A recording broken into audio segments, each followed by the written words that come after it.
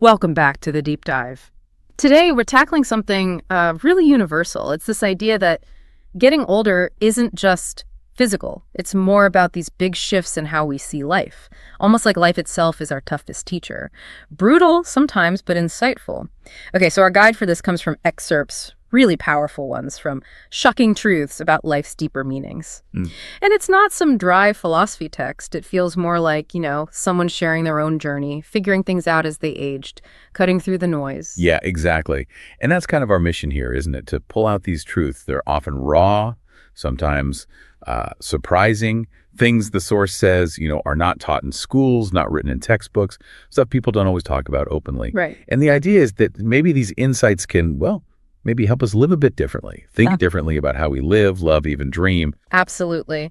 So, get ready because this might shift your perspective a bit. We're looking at 6 core lessons today, and they really challenge some common ideas about what matters. We'll touch on money, time, learning, even manners, mistakes, and how we see ourselves. Let's just jump right in. These are big reconsiderations. Okay, first up, this one. It often hits later in life, I think. Society hammers this idea into us from day one. Chase the money. Parents worry about it. Schools prep you for jobs. Your whole worth seems tied to it sometimes. Totally. It's like the main goal we're given, accumulate wealth. But then the source just drops this bombshell, basically. It says, money, once lost, can always be earned back. Simple enough, right? Time, however, slips away quietly, irreversibly, and mercilessly. That last word.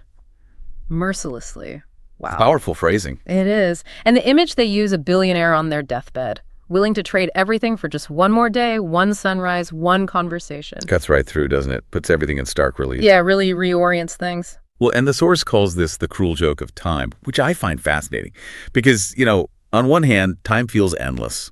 The planet's been here billions of years, right? Sure. Cosmic scale. But our slice, Yeah. our personal timeline, it's just this tiny, tiny fraction. And it's ticking. Always ticking. So that realization should make us look hard at our choices. Like, are we just scrolling endlessly, sitting in meetings that, frankly, drain your soul? Guilty as charged sometimes. We all are. But the point is why? Often it's because we're chasing the money instead of guarding the minutes.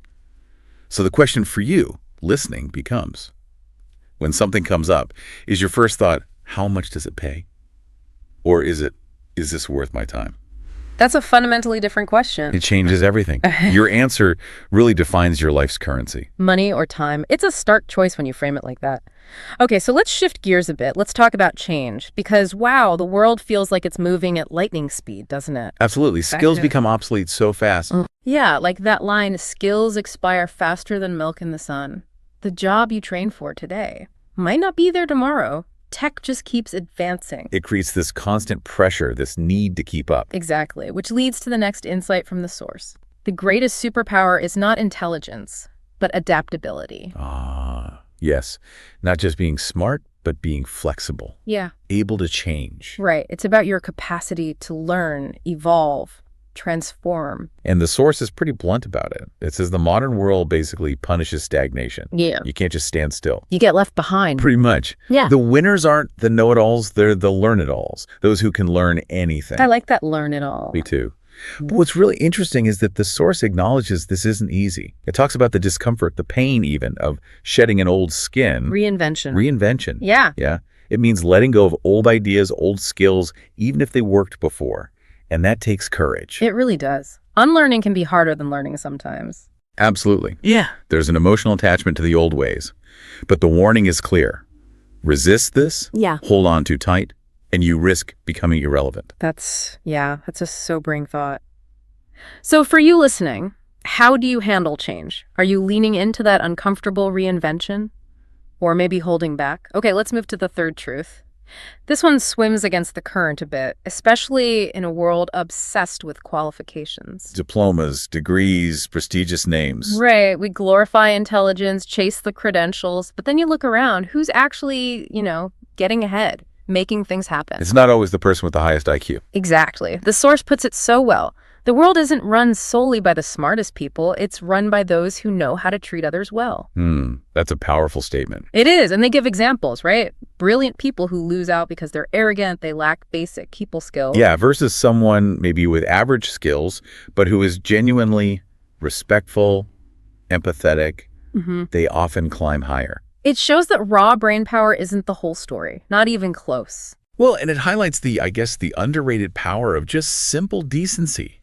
Simple decency, I like that. The source mentions how a kind word, a patient ear, or a simple smile has opened more doors than intelligence alone.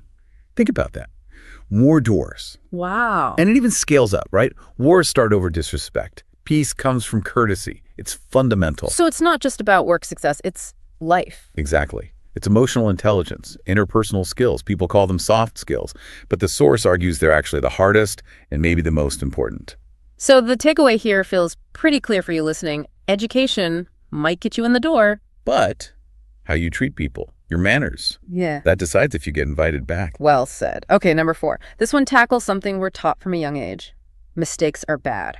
Right. Schools grade them down. Society often shames them. Avoid failure. Get it right the first time.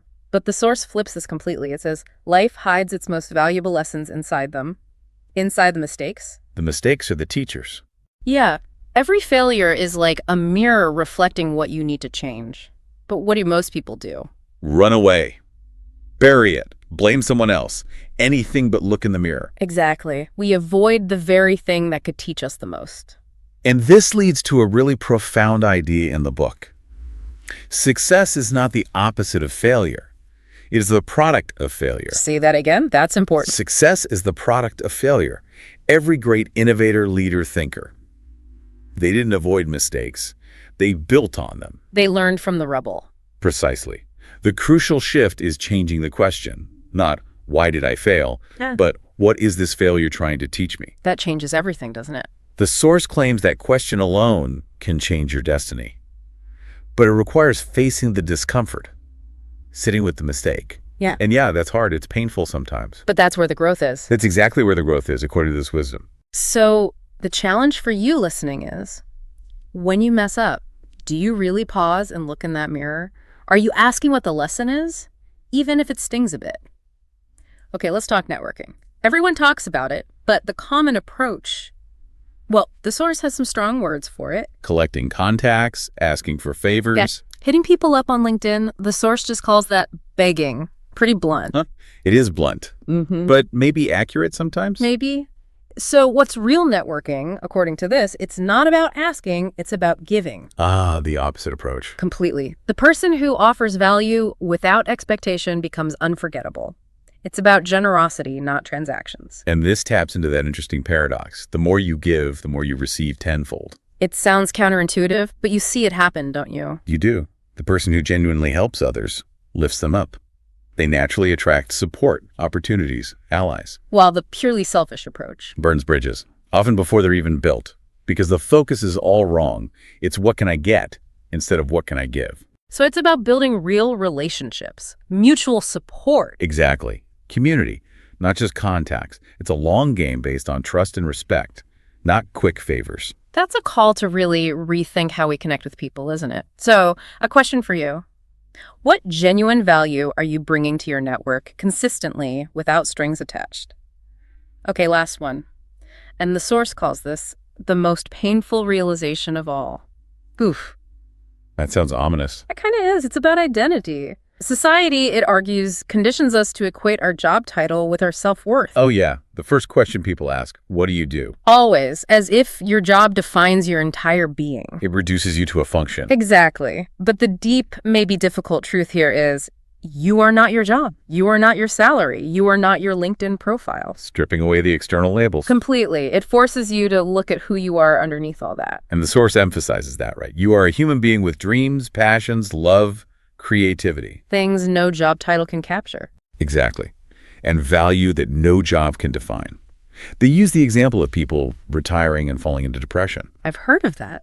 It's often not because they missed the tasks, but because their entire identity was tied to that role. Take the role away, and they feel lost. Worthless, even. That's heartbreaking. It is. And it underscored the core message here. Life is not about what you do. It's about who you are. Who you are, not what's on your business card. Right. So if you stripped away all the external stuff, the job, the status, the accomplishments, who would you be? How would you define your worth then? Yeah, that's a deep question. So for you listening, What's the real legacy you're building beyond the job title? The source suggests maybe it's your character, your kindness. Your memories with loved ones, the impact you have on people. Things that actually last. It's a powerful and maybe comforting thought in the end, a challenge to build something real. So we've walked through these 6 truths today, all stemming from this idea of aging bringing wisdom, not just wrinkles. And they all point to what the source calls that final shock.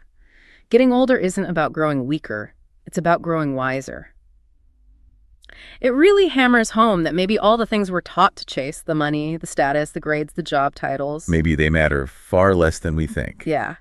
A total reevaluation of priorities, learned the hard way through time. Absolutely. And what comes through so clearly is where the real investments lie. Not in the external stuff, but the internal commitments, like how you choose to spend your precious time, how bravely you reinvent yourself when needed, how you actually treat people, How you learn from those inevitable mistakes. how much you give versus take, and crucially, how you define yourself beyond all those labels society loves to slap on us. It really encourages a different kind of life, doesn't it? Richer, maybe more authentic. I think so. Built on more enduring values than just climbing the ladder. Definitely. Okay, so as we wrap up, I want to leave you with one last thought to chew on, a question inspired by all this. If you could go back, whisper in your younger self's ear, what surprising truth, what piece of hard-won wisdom would you share about investing in, a truly meaningful life, kindness, growth? What would that advice be? That's a good one to ponder. Think about that. We'll be back soon with another deep dive.